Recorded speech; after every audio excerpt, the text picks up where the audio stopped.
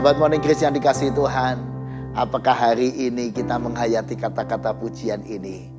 Hatiku percaya, selalu ku percaya. Bahkan saat tidak melihat jalan Tuhan, saat tidak mengerti rencana Tuhan, namun tetap ku pegang janji-Mu. Pengharapanku hanya padamu.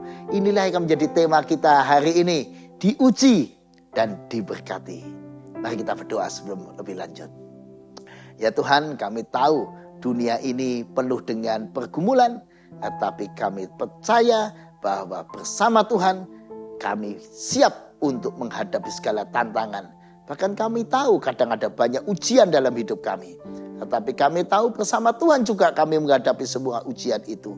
Biarlah oleh pertolongan-Mu dan kekuatan-Mu kami dimampukan melewati semua ujian tersebut. Terima kasih Tuhan. Amin. Diuji dan diberkati. Memang kehidupan kita ini penuh dengan ujian, Bapak Ibu saudara sekalian. Tidak ada angin, tidak ada hujan, tahu-tahu masalah bisa datang. Bencana bisa terjadi, kedukaan bisa terjadi sewaktu-waktu. Sakit bisa datang. Banyak persoalan, baik dari sekitar kita, orang-orang sekitar kita, bahkan dari diri kita sendiri, bahkan dari sekitar alam sekitar kita. Cuaca yang ekstrim dan perkembangan global dunia bisa menjadi banyak hal yang merintangi hidup kita, mendukakan kita. Pendek kata, semua itu bisa menjadi semacam ujian buat hidup kita. Namun jangan takut, karena seperti tema kita, diuji dan diberkati. Diuji namun diberkati Tuhan juga. Sehingga penyertaan Tuhan bisa diandalkan. Mari kita belajar dari peristiwa ujian yang dilakukan Tuhan terhadap Abraham. Kejadian 22 ayat 1 sampai 14. Kejadian 22 ayat 1 sampai 14. Namun saya bacakan beberapa ayat awal saja. Setelah semuanya itu Allah mencoba Abraham. Ia berkata kepadanya, Abraham. Lalu sahutnya, ya Tuhan, firman-Nya, ambillah anakmu yang tunggal itu yang engkau kasih, yakni Ishak. Pergilah ke tanah Moria dan persembahkanlah dia di sana sebagai korban bakaran pada salah satu gunung yang akan kukatakan kepadamu. Keesokan harinya pagi-pagi bangunlah Abraham. Ia memasang pelana keledainya dan memanggil dua orang bujangnya beserta Ishak anaknya. Ia membelah juga kayu untuk korban bakaran itu. Lalu berangkatlah ia dan pergi ke tempat yang dikatakan Allah kepadanya. Dan ayat selanjutnya nanti membuat kita makin kagum dengan Abraham. Dan benar-benar dia menuju ke tempat itu. Dan betul-betul Abraham menyiapkan korban seperti yang Allah inginkan. Nah, di ayat yang ke-9. Sampailah mereka ke tempat yang dikatakan Allah kepadanya. Lalu Abraham mendirikan mezbah di situ. Disusunyalah kayu, diikatnya Ishak anaknya itu. Dan diletakkan di mezbah itu di atas kayu api. Sesudah itu Abraham mengulurkan tangannya lalu mengambil pisau untuk menyembelih anaknya. Tetapi di ayat 11, tetapi berserulah malaikat Tuhan dari langit kepadanya, Abraham, Abraham, sahutnya, ya Tuhan. Lalu ia berfirman, jangan bunuh anak itu dan jangan kau apa-apakan dia, sebab telah ku ketahui sekarang bahwa engkau takut akan Allah.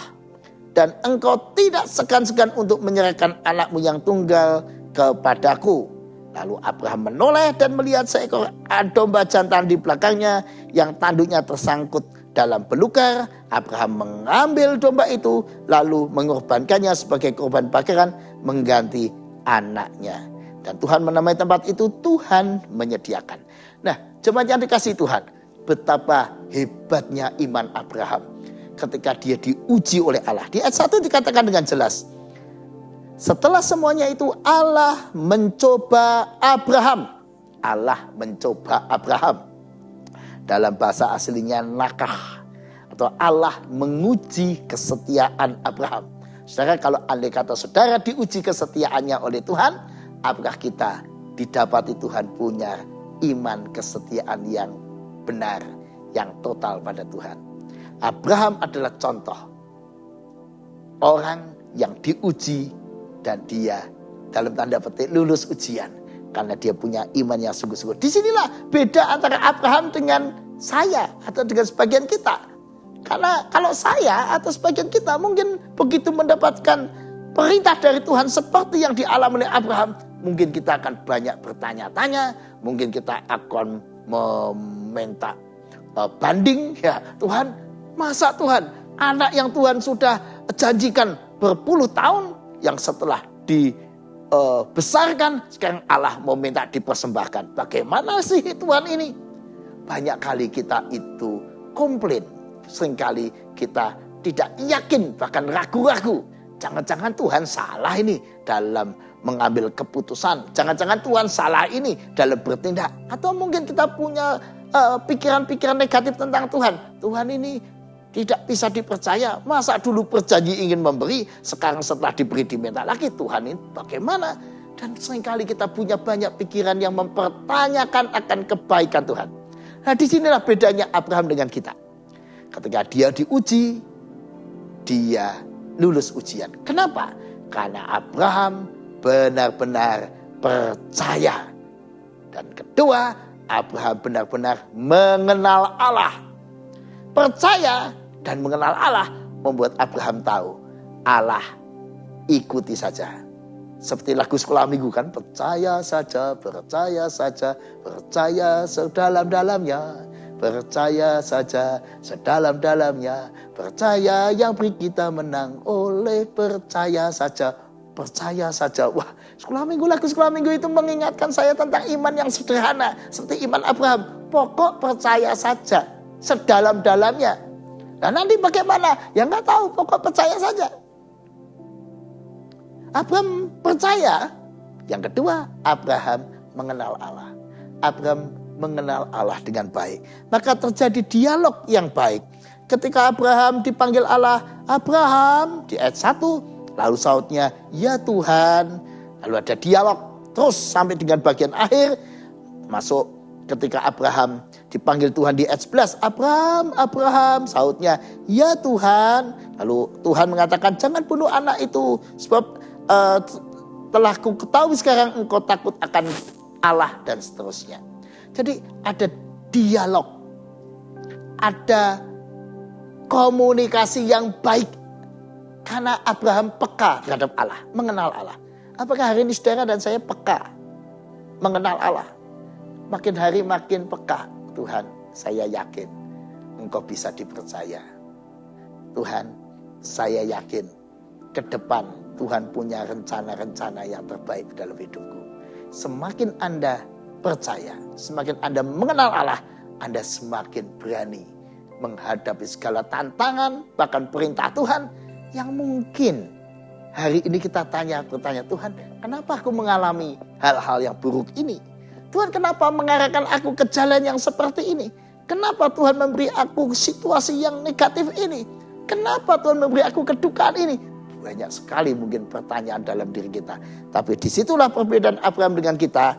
Karena Abraham tidak banyak bertanya, namun dia belajar untuk percaya.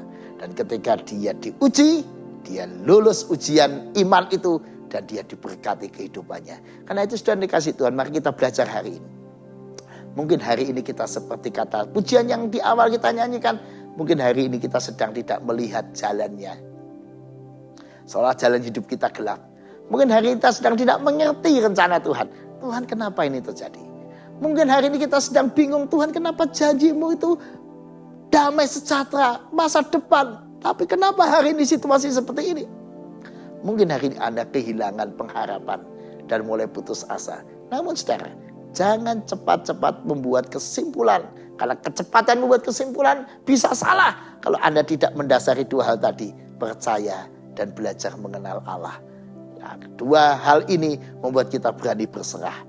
Dengan berserah, percaya dan mengenal Allah, kita akan makin melihat bukan hanya pengharapan, tapi masa depan dan jalan bersama Tuhan. Itulah yang Tuhan lakukan dalam kehidupan Abraham, menjadi seorang Abraham, bapak orang percaya, yang membuat kita sekarang belajar bagaimana harus hidup bersama Tuhan. Beranikah saudara hari ini di tengah kehidupan yang penuh dengan hal-hal yang mungkin gak jelas, banyak hal yang kita membuat hati kita ragu, membuat hati kita takut. Tetapi mari kita terus percaya pada Tuhan. Saya dikasih Tuhan, ada sebuah quotes yang menarik yang saya baca dari seorang yang bernama Oprah Winfrey. Dia mengatakan demikian, penemuan terbesar sepanjang masa adalah bahwa seseorang bisa mengubah masa depannya hanya dengan mengubah sikapnya saat ini. Saya ulang, penemuan terbesar sepanjang masa adalah bahwa seseorang bisa mengubah masa depannya hanya dengan mengubah sikapnya saat ini. Jadi sikap kita hari ini menentukan hari esok dan masa depan. Sikap ragu-ragu hari ini membuat kita makin takut, putus asa, khawatir, dan mungkin gak melihat masa depan. Tapi sikap percaya kita hari ini akan membuat kita melihat pengharapan, membuat kita berani menghadapi tantangan, dan kita akan melihat masa depan. Sikap yang benar membuat kita akan punya aktivitas yang benar. Seperti Abraham melakukan apa yang Tuhan lakukan.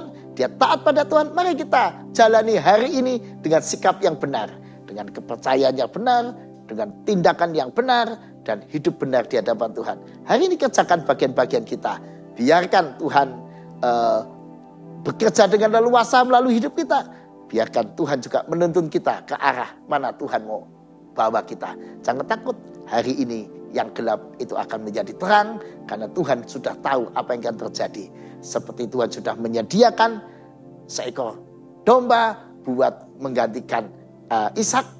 Sehingga Abraham lalu tahu, oh ternyata ini rencana Allah. Tuhan sudah punya rencana ke depan. Tuhan ternyata tidak jahat. Tuhan ternyata tidak sedang mau mencelakakan anaknya. Melainkan Tuhan punya rencana-rencana yang baik ke depan. Beranikah kita mempercayakan hidup kita hari ini, esok, dan selanjutnya tangan Tuhan. Mari jaga sikap iman kita hari ini. Karena hari ini sikap iman kita akan menentukan masa depan. Saudara sedang diuji. Dan sebaliknya Tuhan juga sudah siapkan berkat. Diuji dan diberkati bagi orang yang percaya. Amin. Mari kita berdoa. Ya Tuhan, kami bersyukur untuk pekerjaan Tuhan dalam hidup kami. Kami ingin terus percaya. Kami ingin terus mengenal Allah. Dan mempercayakan hidup kami pada Tuhan. Biarlah kami hadapi segala tantangan hari ini dalam kekuatan Tuhan. Karena kami tahu Tuhan sedang merancangkan yang baik. Tuhan sedang membuat hal-hal yang akan menolong kami melalui hari-hari yang sukar dan seringkali cobaan yang berat ini. Terpujilah nama Tuhan. Amin. Sahabat Morning Grace, mari tetap percaya dan selalu percaya.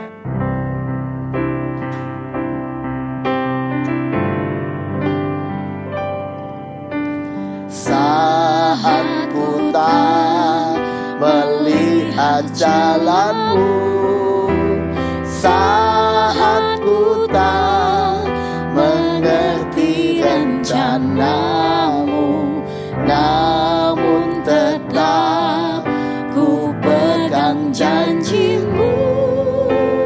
Pengharapanku hanya padamu.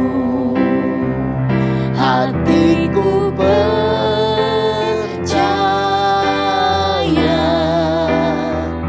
hatiku percaya,